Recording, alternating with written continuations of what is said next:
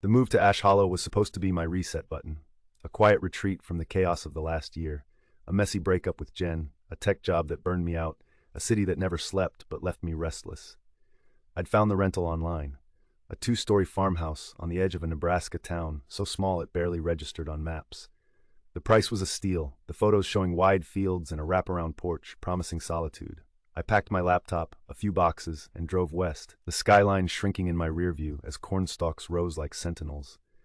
By dusk on Sunday I was there, the house creaking under a sky streaked with pink and gray, the air thick with the scent of earth and silence. The place was older than the listing let on. Peeling paint, warped floors, windows that rattled in the breeze, but it had charm, a lived-in feel I liked. The furniture was sparse, a sagging couch, a kitchen table, a brass bed upstairs, with a quilt that smelled faintly of lavender. I unpacked slowly, savoring the quiet, the only sound the hum of crickets outside. My plan was simple: freelance coding, cook some meals, maybe write the novel I'd been dodging for years. No Wi-Fi yet, but the landlord, a gruff farmer named Dale, promised a technician by midweek. I didn't mind, the disconnect felt right. Monday morning, I brewed coffee and set up my laptop on the porch, the field stretching gold under a hazy sun. The screen glared back, blank, my fingers hovering over keys that wouldn't move. Writer's block, I told myself, sipping the bitter brew, but then I saw it, a shadow on the wall behind me, long and thin, like a figure standing just out of sight. I turned, expecting Dale or a neighbor, but the porch was empty, the field still. The shadow lingered, sharper than the light should have allowed, etched on the clapboard like ink. I blinked, and it was gone, leaving a chill I couldn't shake. Inside, I chalked it up to fatigue, too much driving, too little sleep, but unease gnawed at me. I explored the house, testing locks, peering out windows. The shadow didn't return, but that night, as I cooked pasta on the ancient stove, I heard it, a faint scratch like nails on wood coming from the living room. I grabbed a flashlight, its beam sweeping the dim space, couch, table, bare walls. Nothing. The sound stopped, but on the wall above the couch, in faint charcoal lines, was my name, Evan. Uneven, jagged, like a child's scrawl, but unmistakable. My pulse spiked. I hadn't written it, hadn't touched charcoal, hadn't even seen any in the house. I wiped it off with a rag, the black smudging my fingers, my breath shallow. A prank, I reasoned. Dale playing landlord games or kids who'd snuck in before I arrived. I locked the doors tighter, checked the windows again, and went to bed, the brass frame creaking as I sank into the quilt.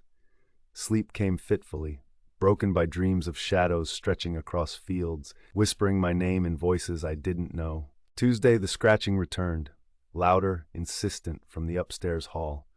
I bolted awake, flashlight in hand, the beam trembling as I crept out. The hall was empty, but on the wall by the stairs, Evan was back. Bigger, carved deeper, the wood splintered around it. My stomach twisted. I ran my fingers over the grooves, fresh, raw, impossible unless someone had been here while I slept. I searched every room, closets, under the bed, the attic hatch locked from below. No one. The house was mine, alone, but the name stared back, a silent claim. I called Dale at dawn, voice tight. Someone's messing with me, writing my name on the walls. A pause, then his gravelly drawl. Ain't no kids out here, son. House been empty since spring. You sure it's not you? I'm not carving my own damn name, I snapped. Check it yourself. He grumbled but agreed to stop by. Hours later, he lumbered in, boots tracking mud, his frown deepening as he traced the letters. Ain't natural, he muttered, then glanced at me, wary. Old tenant, crazy fella, said the shadows talked. Thought he was drunk. You hear anything? No, I lied, the scratching echoing in my head. Just this. Clean it up, he said, handing me sandpaper. I'll get the tech out tomorrow. Maybe it's the isolation getting you. I sanded the wall smooth, paint flakes dusting the floor, but doubt clung like damp. That night, the scratching morphed, a low hum vibrating through the house, paired with footsteps pacing the porch. I grabbed a kitchen knife, heart pounding, and flung the door open. Empty, just wind-rustling corn. Back inside, the hum grew, and on the living room wall, Evan reappeared. Black, wet, like ink bleeding through plaster. Below it, new words, "You're ours. I didn't sleep." Wednesday, the tech arrived, a wiry kid named Tim, all smiles until he saw my face, pale and unshaven. Rough night? He asked, setting up the router. You could say that, I muttered, watching him work. The Wi-Fi clicked on, a lifeline to sanity, and I searched, Ash Hollow hauntings. Nada, Corn yields, county fairs, no ghosts.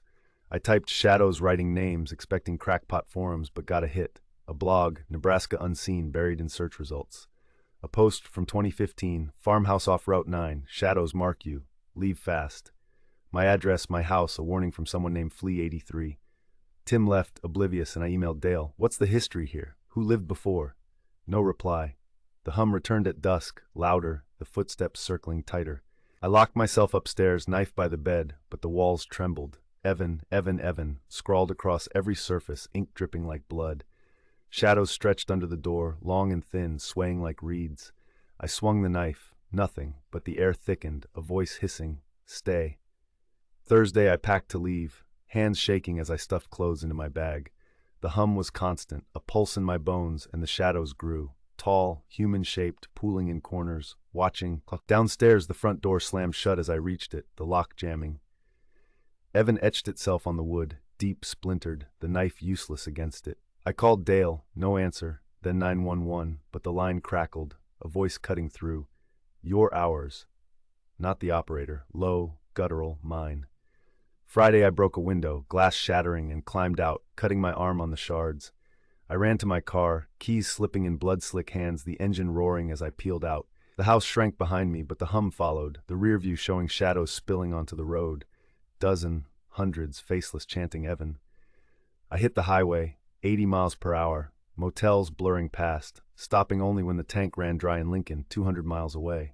A motel clerk, a bored woman with dyed hair, barely glanced at my bandaged arm as I checked in. Rough trip? She asked. Yeah, I croaked, collapsing in room 12, the hum faint but there. I searched the blog again. Flea83 had posted more. Shadows bind you, mark you. Old land, old hunger, burn it or run forever. I called Dale, finally reaching him. What's in that house? A long pause. Don't know, he said, voice low. Bought it cheap, tenant before, went missing, found his name scratched everywhere. Thought it was vandalism. Why didn't you tell me? I yelled. Didn't believe it, he muttered. Still don't. I hung up, the hum swelling, Evan appearing on the motel wall, faint, growing. Saturday I moved, Omaha, a friend's couch, then Kansas City, crashing with my sister Liz. She saw it too, Sunday night. My name black on her bathroom mirror, the hum shaking the pipes. What'd you bring here? She whispered, terrified. I don't know, I said, but I did. The shadows, the house, something I'd woken. I found Flea83 online, begged for help. His reply was curt, cleansing fire, only way. I couldn't, Dale's property, legal mess, but the shadows spread, writing Evan on walls, cars, my skin, faint scars I can't explain.